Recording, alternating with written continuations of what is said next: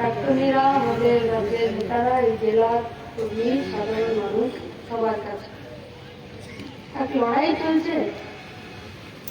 নইলে 50টা দিন আমি রাজনৈতিক কর্মী, কিন্তু আমাদের সাথে যারা পথ হেঁটেছেন তারা এরকম অনেক মানুষ আছেন। এমনকি অবসরপ্রাপ্ত সেনাবাহিনীর লোকও একজন আমাদের সাথে হেঁটেছেন, নাম অভিজিৎ বিশ্বাস, কল্যাণীতে বাড়ি। তিনি শুধু যে এই পদযাত্রায় হেঁটেছেন তা নয়, তিনি এর আগে যেমন আমাদের অসীম কলকাতা থেকে হলদিয়া পর্যন্ত হেঁটেছেন, ঈশ্বরবন থেকে কলকাতা পর্যন্ত শিল্প বাঁচানোর জন্য, শ্রমিক বাঁচানোর জন্য শ্রমিক লোক মাত্রেও হেঁটেছেন। তাহলে যারা প্রতিদিন মহিলা তাদের লড়াই করেন না, এই ইনসাফ যাত্রাতে গোটা রাজ্যে 50টা দিন ধরে এরকম অসংখ্য মানুষ আছেন যারা পথ হেঁটেছেন। এই সব মানুষকে কি আমরা দেখেছিলাম না ডাকতে পেরেছিলাম? সবাইকে তো ইন্ডিভিজুয়ালি ডাকতে পারিনি, কিন্তু মানুষরা এসেছিল। এখন দেখবেন কোথাও যদি বন্যা হয়, খরা হয়, ভূমিকম্প হয়, এমন কতগুলো প্রাণী সবার আগে ছটফট করা শুরু করে, দৌড় শুরু করে। তার মধ্যে একটা হলো ইঁদুর। ইঁদুর কেন দৌড় শুরু করে জানেন? কারণ ইঁদুর মাটির কাছে থাকে এবং ইঁদুর মাটিতেই থাকে, এবং ইঁদুরকে যদি আপনি একটা কাঠের টুকরো দিয়ে দেন তো সেই কাঠের টুকরোটাকে মাটির মতো ঝুরঝুরে করে নেয়। আমি মিথ্যা বলছি না তো? আপনাদের অভিজ্ঞতা তাই তো? ও টাকা পয়সা কাপড় জামা কিছুই বোঝে না, ওকে আপনি যা দেবেন ও কেটে টুকরো টুকরো করে ও মাটির কাছাকাছি থাকে, ও সবকে মাটি করে দিতে পারে। তাই যখন বন্যা, খরা, ভূমিকম্প কিছু একটা হয়, তো মাটির কাছে যে প্রাণী থাকে সে সবার আগে চঞ্চল হয়, আর সে সবার আগে সবাইকে জানান দেয়। ঠিক সেরকম ইনসাফ যাত্রীরা মাটির কাছে ছিল, মাটির বিপদ বুঝেছে, দেশের বিপদ বুঝেছে, রাজ্যের বিপদ বুঝেছে, তাই তারা হাঁটতে শুরু করেছে। এবং আপনাদেরকে জানান দিতে চেয়েছি যে আপনারও পথ হাঁটার, আপনারও জাগার, আপনারও ছটফট করার সময় চলে এসেছে। আপনি করবেন কিনা এটা আপনার সিদ্ধান্ত। ভারতবর্ষ একটা দেশ যেখানে 2200 থেকে বেশি ভাষা আছে। इतना सारा कष्ट है और उसका सब कष्ट है कि आप दिन तक खत्म नहीं कर सकते। इतना बोली है, भाषा तो बात दे दीजिए। আমি তো বাংলায় বলি, ইব্রাহিম বাংলায় বলে, পরিতোষ বাংলায় বলে, কিয়ামুল বাংলায় বলে, কিন্তু আমাদের জেলা, আমাদের ভূখণ্ড পাল্টে যায় বলে আমাদের বাংলাটাও আলাদা। उसको बोली बोला जाता है, बोली। ভাষা আলাদা है, बोली अलग है।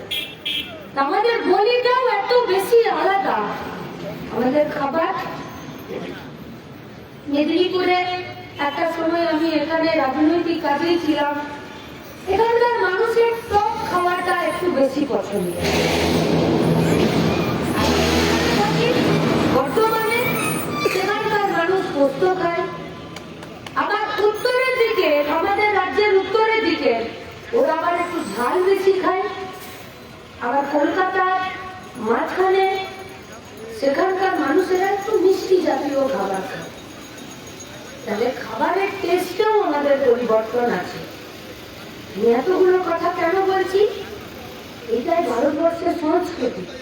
আপনি চান বা না চান, আপনাকে স্বীকার করতেই হবে। আর যারা নিজের সংস্কৃতিকে স্বীকার করে না, যারা নিজের সংস্কৃতিকে প্রণাম করে না, যারা নিজের ভাষা, নিজের বলি, নিজের খাদ্যাভ্যাস, নিজের এই বৈচিত্র্যতাকে যারা সম্মান করে না, তারা আর যাই হোক তারা দেশকে সম্মান করতে পারে না। তাহলে গোটা দেশে আজকে যারা ভারতবর্ষের রাজনীতির সাথে নির্দিষ্ট ধর্মকে, জাতিকে, ভাষাকে মিশিয়ে আসলে রাজনীতি করতে চাইছে, তারা কি সত্যিকারের আমার দেশের কাজ করতে চাইছে? तारा की सत्यकार है देशप्रेमी? अरे कौन कितना कल कारखाना बंद किया, कौन खोलने नहीं सका, कौन किसके पीछे भागता है, कौन कितना चोरी किया है, कौन जेल के सलाखों के अंदर है और कौन जाने के लिए तैयार है, ये तो बहुत दूर का बात है। लेकिन वो लोग करता क्यों? सवाल तो ये है, जो सवाल नहीं उठाता है वो पाखंड है, वो भंड, वो भाड़ा भी कर। जिसका दिमाग में सवाल नहीं आता है वो मूर्ख है। আর যার মাথায় প্রশ্ন এসেও প্রশ্ন না করে চালাকির সাথে লুকিয়ে থাকে তারা এই দেশের শত্রু। আমরা আপনাদের কাছে জানতে চাই যে কেন আজকে গোটা দেশে যারা রাজনীতিকে এবং সরকারকে পরিচালনা করছে তারা আসলে চাইছেটা কি? आप बोलिए। ममता बनर्जी हर साल 12 लाख साइकिल स्कूल के बच्चों को देना चाहती है और देती भी है। अच्छा बात है, अपना बाप दादाओं के जमींदारी का पैसा से देता है, नहीं तो अपनी टैक्सेर टाका दें, अपनी टाका जोगाना सही टाका থেকে দেয়। अब आपसे सवाल है, ये 12 लाख साइकिल जो हर साल पश्चिम बंगाल के स्टूडेंट लोगों को दिया जाता है, ये साइकिल तैयार कौन करता है? একটা সাইকেল একজন কারিগর একা বানিয়ে দেয়? একটা সাইকেলের চেন থেকে শুরু করে সিট কভার, হ্যান্ডেল, ব্রেক, চাকা, বল টিউব, ঘন্টি, ক্যারিয়ার, লোহার রড সবাই একটা কারখানাতে তৈরি হয় না, বিভিন্ন কারখানাতে তৈরি হয়।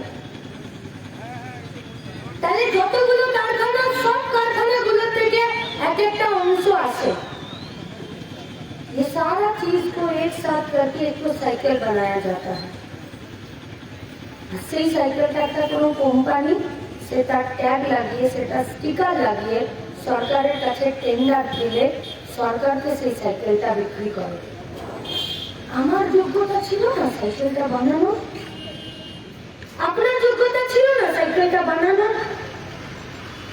এই হলদিয়াতে পেট্রোকেমিক্যালসকে সামনে রেখে এই যে এত অনুসারী শিল্প তৈরি হয়েছে, আমি যে জেলার মানুষ, কল্যাণীতে, কাঁচরাপাড়াতে, ব্যারাকপুর, টিটাগড়, এই যে গোটা পশ্চিমবঙ্গের এতগুলো শিল্প চালু, वहाँ पर किसी का भी ये एबिलिटी नहीं था कि उस साइकिल का एक भी पार्ट हम लोग बना सके।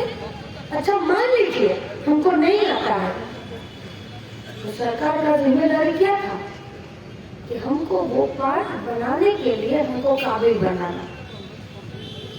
তাহলে আমাকে লেখাপড়া শেখাতে হবে, আমাকে কোনো কারিগরি স্কুলে বা কলেজে ভর্তি করতে হবে। আমার বাপ যদি ভর্তি না করতে পারে, সরকারকে আমার বাপকে ভর্তুকি দিয়ে আমাকে ওই কারখানাটাতে বা ওই সাইকেলের পার্টসটা বানানোর জন্য আমাকে শেখাতে হবে। इसको बोलता है सरकार का जिम्मेदारी। सरकार का जिम्मेदारी ये नहीं है कि বান্ধবী অতিটাকে নিয়ে খাবার বাড়িতে কষ্টি মস্তি করে আজকে জেলের ভিতরে বসে থাকা, এটা সরকারের দায়িত্ব নয়। সরকারের দায়িত্ব ছিল আমার বাপকে সাহায্য করা, আমার বাপের দুই সন্তানকে লেখাপড়া, হাতের কাজ শিখিয়ে যে 12 লক্ষ সাইকেল আজকে বুক বাজিয়ে জনগণের ট্যাক্সের টাকায় গরিব মানুষের ছেলে মেয়েদেরকে দিচ্ছে, সেই সাইকেলটা বানানোর জন্য পশ্চিমবঙ্গের মাটিতে যে সাইকেল কারখানাগুলো বন্ধ হয়েছে, সেই সাইকেল কারখানাগুলো খোলা, আর সেই সাইকেল কারখানাগুলোতে যারা ওই পার্টসগুলোকে দেবে, সেই পার্টসগুলোকে বানানোর জন্য এই পশ্চিমবঙ্গের বেকার ছেলে মেয়েদেরকে তৈরি করা। সরকারি কাজ করলো? করলো। আজকে গোটা রাজ্যের আর দেশের সরকার গোটা দেশটাকে অন্য দেশের তৈরি জিনিসপত্রের গুদাম ঘরে বানাতে চাইছে। আমরা ব্রিগেড দেখেছি, और इस ब्रिगेड में ऐतिहासिक समावेश होगा। हर कोई जाएगा, जो पीड़ित है, जो उत्पीड़ित है, যারা অত্যাচারিত, যারা অত্যাচারের বিরুদ্ধে লড়াই করতে জানে, যারা দূরের ভবিষ্যতের অন্ধকার দেখতে পেয়েছে, তারা প্রত্যেকে আসবে। হলদিয়ার ব্রজলাল চক আসবে কিনা আমরা জানি না, তবে আমরা অধীর আগ্রহে দুপুর 12টায় ব্রজলাল চকের জন্য অপেক্ষা করে থাকবো। এই লড়াইটা আমার লড়াই, আর আমাকে জেতাতে গেলে ব্রজলাল চককে বাদ দিয়ে আমরা জিততে পারবো না। এই লড়াইটা শুধু বামেদের জেতার লড়াই। আরে কোন মুখ দিয়ে বাদ করতা है? বামরা কারা? ওই হিন্দুদের মতন যারা মাটির সাথে থাকে, মাটির কাছে থাকে এবং মাটির কথা শুনে মাটির বুকে কান পেতে বিপদকে আঁচ করতে পেরে সবার আগে দৌড় দিতে পারে, তাদেরকে বামফ্রন্ট বলে। তারাই বাম, আর তারাই এই লড়াইটাতে আপনাদেরকে ডাক দিয়েছে। আপনাদের আসুন, না লড়ে মরার আগে ভূত হয়ে কোনো লাভ নেই। মরতেই যদি হয় তাহলে লড়েই মরবো। আর আমাদের ভবিষ্যৎ প্রজন্ম বলবে যে कोई लड़ाई सिर्फ जीतने के लिए नहीं, पूरा पश्चिम बंगाल और भारतवर्ष के सामने ये एग्जाम्पल सेट करने के लिए लड़ा था कि ओरा स्रोतेर प्रतिकूले लड़ते जाने, साঁতার দিতে জানে, কোমরের মাজা আর সিটারা টান টান করে মাথায় আর বুকে গুলি খেতে জানে, জেল খাটতে জানে। और पश्चिम बंगाल में जेल है तो बेल भी है। আমরাও জেল খেটেছি, জেলের বাইরেও এসেছি, বেলেই আছি আর লড়াইটা করে যাচ্ছি। আচ্ছা, কেন পারছে না করতে? কেন? ये दूसरा बात है कि গোটা দেশে বিজেপি সরকার এবং পশ্চিমবঙ্গে তৃণমূল কংগ্রেসের সরকার ये বুদ্ধি কেনার জন্য 500 কোটি টাকা খরচা করে তো जिसका सरकार বুদ্ধি কেনার জন্য 500 কোটি টাকা খরচা করে, তার নেতা মন্ত্রীরা চাকরি চুরি করবে, তারা নিশ্চয়ই নাশা বিজ্ঞানী হবে না। আর আপনি যদি অপেক্ষা করে থাকেন যে তারা আপনাকে জন্য কিছু করবে, আপনা আপনা বাদ।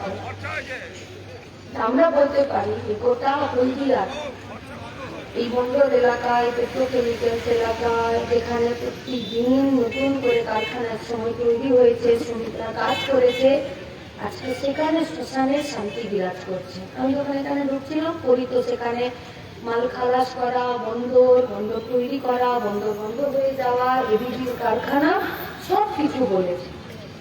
हम लोग भी बोलकर आए हैं और ये सुनकर भी आए हैं।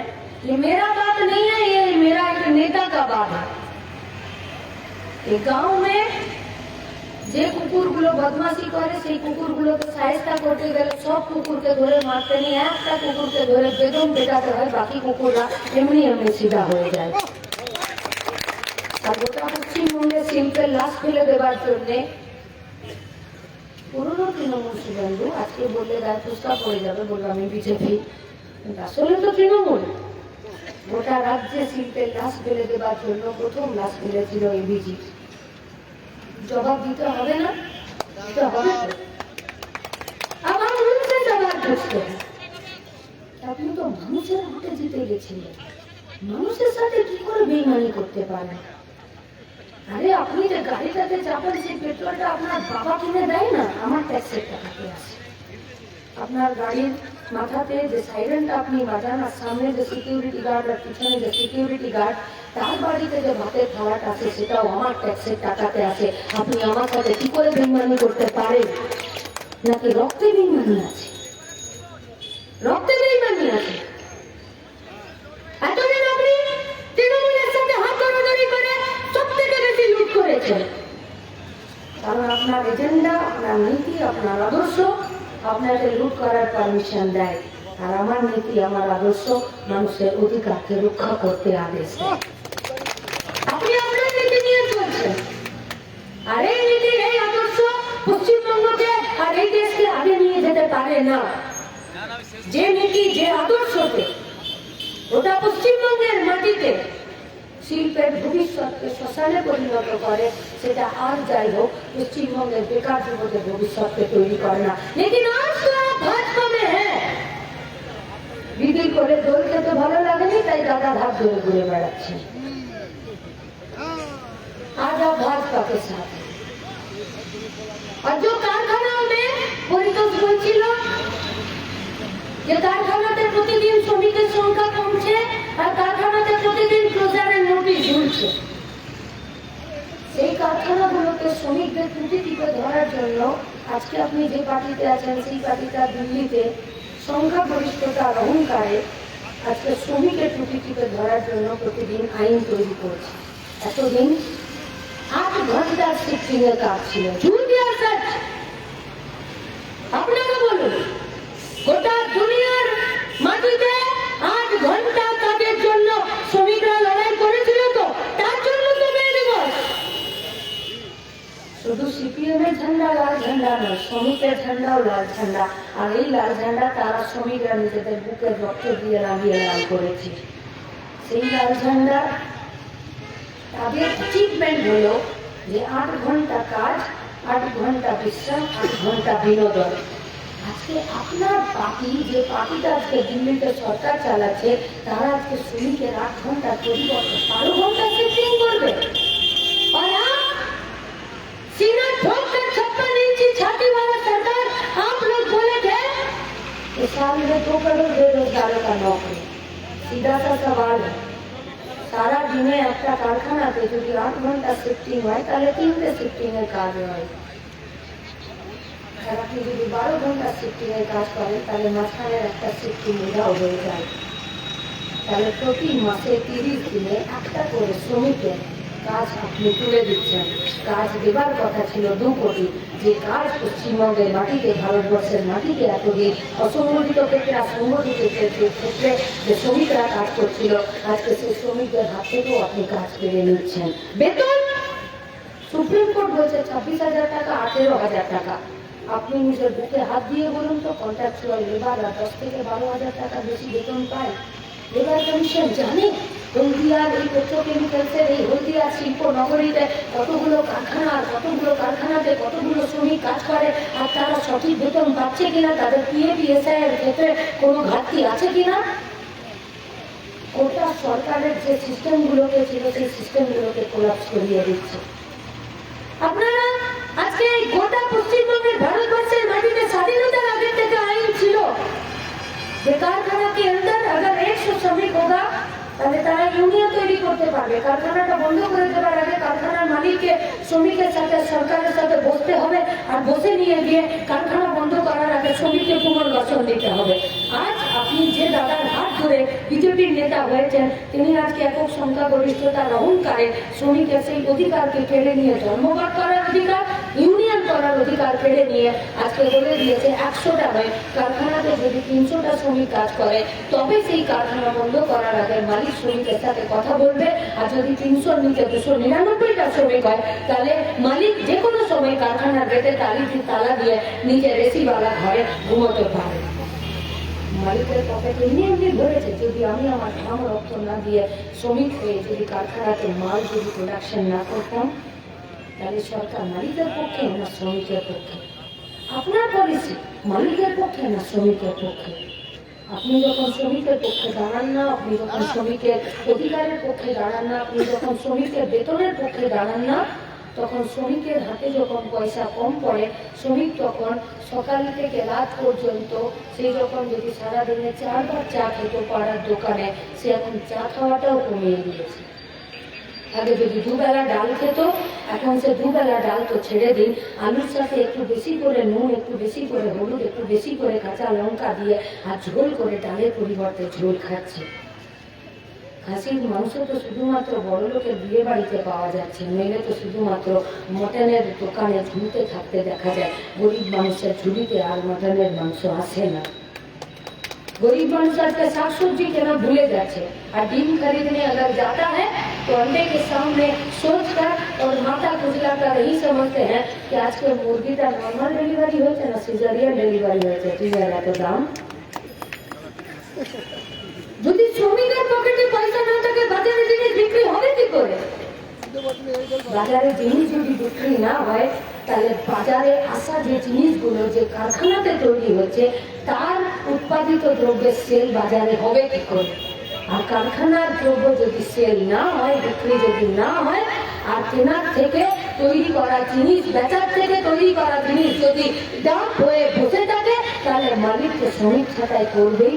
তাহলে আপনারা বলেছিলেন বছরে 2 কোটি বেকারের ছেলে মেয়ের চাকরি, আপনি তো প্রতিদিন গোটা রাজ্যটাকে সস্তায় শ্রমিকের একটা মজুদ কার বানিয়ে দিচ্ছেন।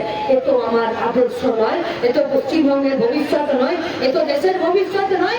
তাহলে আপনার পলিসি, আপনার আদর্শ যে গোটা ভারতবর্ষকে আর গোটা পশ্চিমবঙ্গকে ধুঁকতে ধুঁকতে মারছে, সেই পলিসি, সেই আদর্শ দেশের আদর্শ হতে পারে না। তাই আপনি আজকে ধর্মকে যুক্ত করেছেন, তাই আপনি চন্দনের টিকা, মাথায় টুপি, লুঙ্গি, ধুতি আর টিকা দেখে আপনি আজকে রাজনীতি করছেন।